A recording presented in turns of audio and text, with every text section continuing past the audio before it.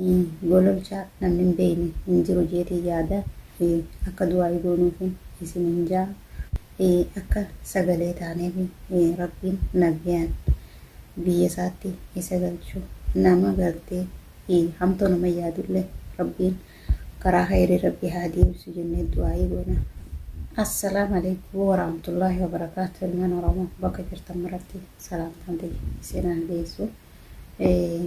Baga nagayaan rabbiin gartee Ramadaan guyyaa 8ffaatiin itti nu ga'e isiniin jecha akkasuma dhaamsa tokkoon qaba hordoftootaa fi kabajamtoota kiyya baga jiraattanii akkasuma gololcha namni hin beekne hin jiru jeetii yaada akka sagalee taaneef rabbiin nagayaan biyya isaatti isa galchu akka du'aa goonuuf isin hin jaa akkasiiti. Wallaahi haalli Yaman keessa jiru hedduu takka nama yaachisa.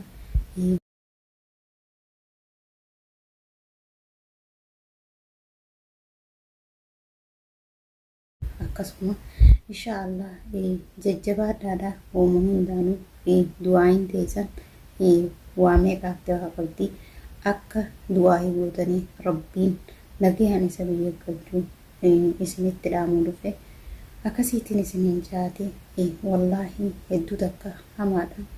Ta akkasiiti gaa'ee wanni walii goonuu jirtu du'aa walii goona akka du'aaidhaan wal bira dhaabbannuun isiniin jaa.